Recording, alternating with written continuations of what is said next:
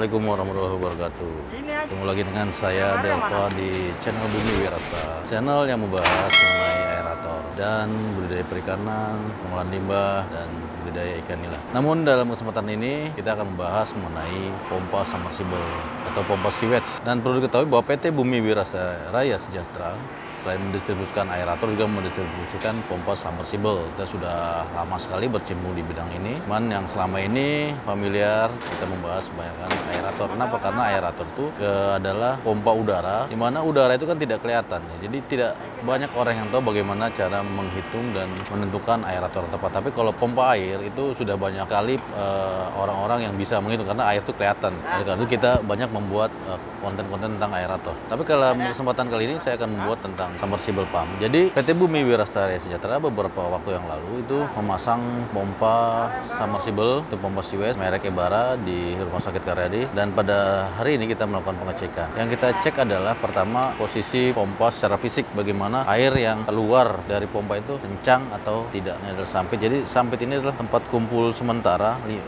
bak ya. Jadi limbah-limbah yang dari rumah sakit itu terutama limbah domestik kumpul di bak ini. Dan dari bak ini akan ditransfer langsung ke IPAL atau ke STP. Jadi sumbernya STP itu dari sini nih. Kita lihat ya, airnya nggak kelihatan, airnya bergerak. Jadi secara fisik dia normal, tidak ada kelainan ya, tidak ada kebocoran dan tidak ada yang aneh-aneh. Setelah normal kita akan periksa kelistrikan. Yang kita periksa pertama kali ada ampernya. Ampernya berapa, Yon? 3,9, 3,8. Ini 5 PK ya? Iya, 3,7. 3,7 kW ya. Kemudian pompanya Ebara tipe DL yang 5 PK. 3,9. Yang lainnya, Yon, RS-nya? Tadi R-nya 3,9, S-nya Chan tolong dipotoin, Chan. Yang tadi udah dipoto, Chan. Oh, yang di sana berapa nih? 4. Ya, 4. Terus sekarang T-nya ya. Sekarang F. Udah. Oh, T-nya udah. Ini radarnya udah diangkat. Udah 3,7. 3,7. Ya. Ya. Nah, jadi perlu diketahui ya bahwa pemasangan kabel itu yang dari pompa itu kan biasa keluar 4 kabel. Kabel pertama R, S, T, dan kabel netral. Nah, di pompa itu tidak ada tulisan RST-nya. Jadi yang menentukan RST-nya itu kita sendiri. Apa yang terjadi apabila RST terbalik gitu, tidak sesuai dengan UVW yang ada di panel? Biasanya kejadiannya apabila dia tidak sama, pompa itu akan berputar terbalik sehingga airnya tidak keluar. Yang ada malah dia ngesok ini karena pompa celup, jadi dia bukan dorong tapi ngisap, air terhisap, jadi tidak keluar. Nah, ini lama-lama bisa menyebabkan kerusakan pada dinamo. Nah, ini kan rangkaian mesin itu kan terdiri dari MCB utama. Ini MCB utama ya nih? Itu breaker utama ya. Ya, breaker utama, terus ke Kontaktor. kontaktor, terus ke overload ya. Overload langsung ke terminal. Langsung ke terminal atau ke beban. Nah, Dinamo. kita tuh harus ngecek dulu. Jadi ini kan 3 pas listriknya itu berarti ada 3 kabel yang setrum semua gitu. Kadang-kadang itu ada dari komponen alat ini, dari breaker utama ataupun kontaktor itu misalnya dari atas ini ada strum, tapi di bawah sini itu bisa jadi strumnya hilang, keluar dari situ nggak ada strum. Jadi yang harusnya 3 kabel itu strum semua, itu hanya 2 kabel yang ada strumnya gitu. Dan itu sering sekali terjadi, itu istilahnya ngepong gitu. Nah, itu harus dicek. Makanya kita untuk pengecekan panel itu harus berkala ya. Biasanya kita cek ampere, kemudian cek suhu dari ini. Ini kan strum ya dalamnya, jadi kayak magnet ya. Jadi di situ panas ya, apabila panasnya melebihi dari yang ditentukan itu biasanya dia akan putus dia di dalamnya itu. Dan kita kan nggak kelihatan kan, jadi kita cek di situ. Nah, itu yang suka kita lupa tuh.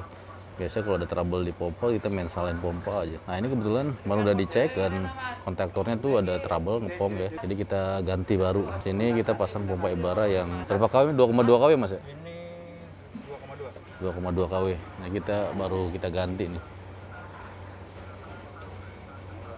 Jadi kita mau ngetes RST nih, terbalik atau enggak. Ini alatnya, nama alatnya apa nih Mas? Iya, produk Sanwa. Pas detektor ya. Ya. Jadi kan kita nggak tahu di pompa itu R-nya yang mana, S-nya yang mana, T-nya mana, karena tiap pompa itu tidak ada tulisannya RST. Nah, kita ngecek R-nya yang mana, S-nya yang mana, T-nya yang mana. Dan apabila terbalik, biasanya RST-nya terbalik, maka pompanya berputar terbalik ya. Kalau benar, maka dia benar. Nah, ini kita cek dia benar apa enggak ya. Nah, ini benar ya. Benar. Ini lampu kuning arah ke kanan, berarti dinamonya mutarnya sesuai dengan pabrikannya. Nah, ini RST gitu. Kalau terbalik salah satu nggak ada nyala. Kalau terbalik berarti ininya RST-nya nggak nyala. Ya, ada yang satu nggak nyala, yang sini nyala. Terus ininya nyala, muternya ke sini. Iya. Nah, sekarang kalau misalnya dia nggak nyala berarti misalnya ini nggak nyala. Dari PLN-nya ada yang putus. Maksudnya dari breaker-nya ada yang putus. Nggak, untuk mengetahui bahwa misalnya Mati. Pak. misalnya RST-nya nggak benar gitu ya. Ini dari sini salah satu indikator ini ada yang mati. Salah satu indikator mati. Iya. Berarti kita tahu nggak bahwa itu R atau S gitu kabel itu? Tahu dari sini, Pak. Yang matinya di mana? Kalau matinya di R itu R. Matinya di S itu S yang putus. Oh, gitu. Kalau mati itu yang putus. Jadi kalau R mati berarti itu R yang di putus, situ, betul, R-nya putus. Berarti kita cek di R-nya ya. Dan ininya pasti muter terbalik. Iya. Oh, jadi kita tinggal ngikutin lampu ini aja ya. Iya. Simpel juga ini ya. Iya. Oke. Udah.